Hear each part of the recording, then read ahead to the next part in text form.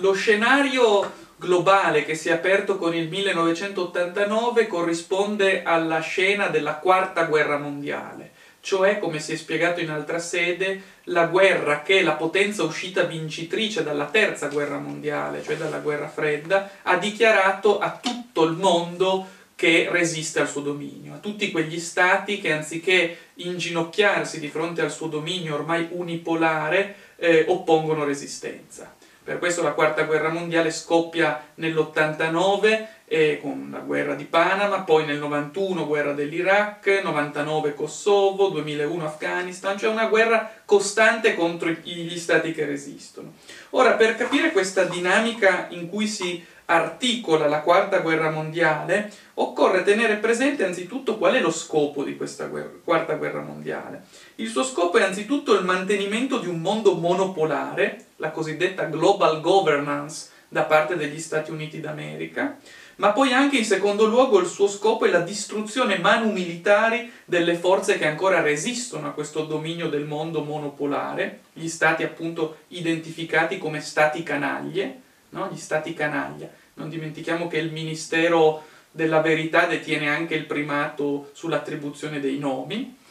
E poi, in terzo luogo, l'obiettivo è quello di prevenire l'emergenza di concorrenti asiatici europei, che devono essere soggiogati dalla potenza del mondo americana. In quarto luogo, direi che l'obiettivo di questa Quarta Guerra Mondiale è la svalutazione del diritto internazionale e la mondializzazione senza frontiere dell'economia deterritorializzata e depoliticizzata. Nell'odierno scenario della Quarta Guerra Mondiale vengono dichiarati, superati tutti gli stati nazionali e insieme, paradossalmente, viene dichiarato legittimo un solo Stato nazionale, quello statunitense, cioè la monarchia universale.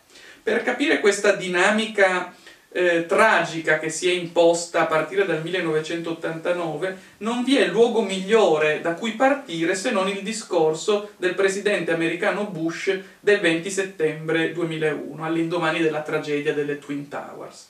In quel discorso troviamo programmaticamente descritta la Quarta Guerra Mondiale, la quale era già iniziata nell'89, ma solo nel 2001, settembre 2001, viene, direi, apertamente messa a tema dagli stessi propugnatori della Quarta Guerra Mondiale. In questa Quarta Guerra Mondiale, spiega Bush, il vero nemico chi sono? Sono i terroristi.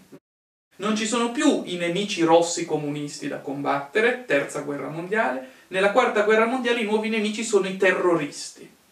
I terroristi chi sono? Cioè sono quanti non sono disposti a riconoscere la sovranità imperiale americana e sono disposti a lottare contro di essa. Scrive Bush nel suo discorso, odiano le nostre libertà. I terroristi sono quanti odiano le nostre libertà e utilizzeremo, spiega Bush, cito, tutte le risorse a nostra disposizione per sconfiggerli. Ne scaturirà, spiega ancora il presidente americano, una lunga campagna senza precedenti, con operazioni segrete fino al loro successo e con mezzi apertamente inconfessabili. Il carattere mondiale di questa nuova guerra annunciata nel 2001, la Quarta Guerra Mondiale, è ammesso dallo stesso Bush, il quale scrive nel suo discorso: questa è una guerra mondiale, questa è una guerra di civiltà. This is the world's fight, this is civilization's fight. O siete con noi o siete con i terroristi, no? Dualismo netto. Chi sta con gli Stati Uniti e con la monarchia universale è dalla parte buona, chi non sta con gli Stati Uniti è automaticamente dalla parte dei terroristi. Tertium non datur, non c'è la possibilità di una neutralità in questa Quarta Guerra Mondiale. Bisogna schierarsi o con i terroristi o con gli Stati Uniti. Ora, emerge da questi passaggi non solo che il pericolo rosso ormai sconfitto non c'è più e che il suo posto vacante è occupato dalla nuova figura del terrorista, ma emerge anche molto bene quelle che Carl Schmitt, nel concetto del politico, chiamava le linee di amicizia, no? Si vengono a creare, diceva Schmitt, nuove linee d'amicizia al di là delle quali cadono bombe atomiche e bombe all'idrogeno, no? Direi un'unica grande linea d'amicizia, in verità, quella di chi sta dalla parte degli Stati Uniti. Laddove invece chi sta dall'altra parte è automaticamente nella linea di inimicizia. Questo è particolarmente interessante perché si apre lo scenario di una guerra giusta planetaria, una versione contemporanea della crociata, diremmo anche, no? In cui amici sono quanti accettano il dominio del mondo unipolare statunitense, nemici quanti gli resistono o anche solo quanti non prendono parte al conflitto dalla parte dei dominanti. È interessante il fatto che definito come scontro di civiltà e come guerra mondiale, contro the terrorist, il terrorista, perciò stesso la guerra non conosce una pace possibile. Col terrorista non si può negoziare, il terrorista deve essere annientato, deve essere distrutto. Deve essere sempre distrutto in nome dell'ideologia umanitaria dei diritti umani, della democrazia da esportare, della pace da esportare con le bombe. Dice Schmitt, sempre nella sua opera, in questo caso nella teoria del partigiano, scrive Schmitt: attraverso il terrore e le misure antiterroristiche cresce continuamente fino alla volontà di annientamento l'inimicizia assoluta. Cioè appunto il nemico deve essere distrutto completamente, non può esserci negoziazione possibile.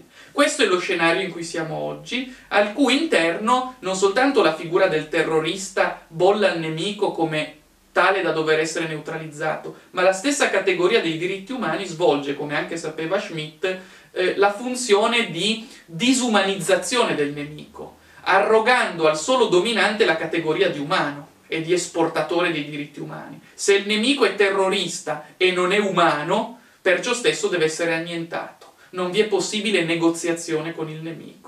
Questo è lo scenario della Quarta Guerra Mondiale e della lotta al terrorista come nuova caccia alle streghe, come nuova Santa Inquisizione globalizzata, al cui interno ancora ci troviamo.